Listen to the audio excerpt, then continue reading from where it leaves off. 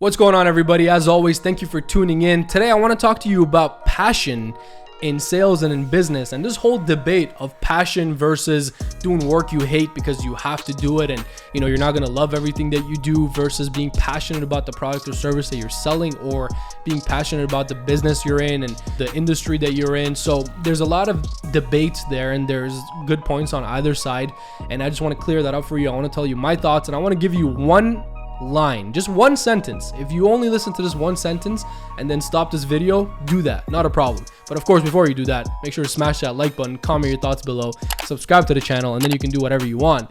But that one sentence is something that I want to leave with you, and from there on, it's up to you if you want to listen to the rest or not. So the one thing that I'll tell you, the one sentence that I just want to leave with you is, there is no longevity if there's no passion. So that's all I'm going to say. Now I'm going to get into the actual training and what I want to talk about here in relation to sales and business. But after this, feel free to do what you like. Okay, so first of all, let me give some credit to the opposing side, which is you're going to have to do work you don't enjoy. You're going to have to put in hours you don't necessarily want to put in. You're going to have to be working and making sacrifices when you'd rather be just doing something else. It's going to take energy. It's going to take work. It's going to take effort. Whatever you're doing, even if it's your own business, even if it's your own passions you're pursuing, it's work. You have to be accountable to yourself. You have to be consistent. Everybody talks about being their own boss. When you become your own boss and you're an entrepreneur, you're running your own business, you're going to realize all your downfalls. You're going to realize all the areas in which you're not the greatest at. So then you're going to need to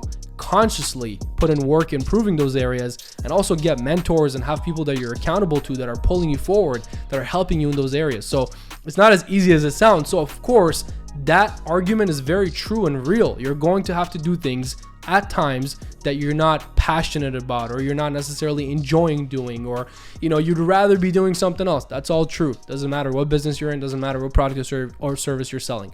Now, all that being said though, I do not agree with the whole agenda. And there is an agenda. Usually the people you hear this from, and think about this now into the future, are the people that are either benefiting from you, making money off of you, you work in their company, whatever it might be, but they have an agenda to sell you on this ideology. So that's where it usually comes from. So become conscious of that. Again, being set aside the fact that yes, you're going to have to do work you don't enjoy and work you don't like, and everything is work. Everything is hard. You just have to pick your hard. We talked about that before. I've talked about that on my social media before. I've talked about that in videos before.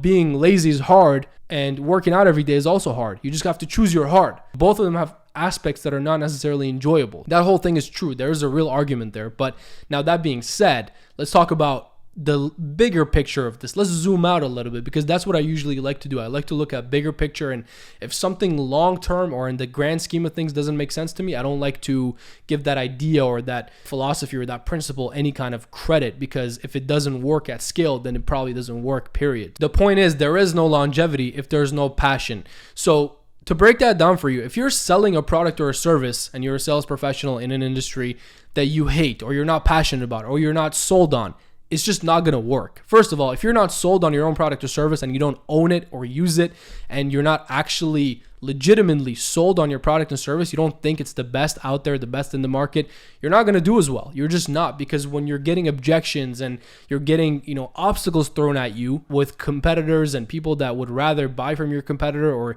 are, asking you questions, if you yourself are not sold on those things, it's a hard thing to sell somebody else on, and if you're a great sales professional, a great closer, you could do it, but then you're just living the life of a fraud, and internally you're not going to feel great about it. So it doesn't work either way. Again, there's no longevity, which is why I don't approve of it. The second part of that is, if you're starting your own business and you're an entrepreneur and you're wanting to get into an industry and separate yourself from everybody else and do well in that industry, again, there needs to be passion. Otherwise, there's no longevity.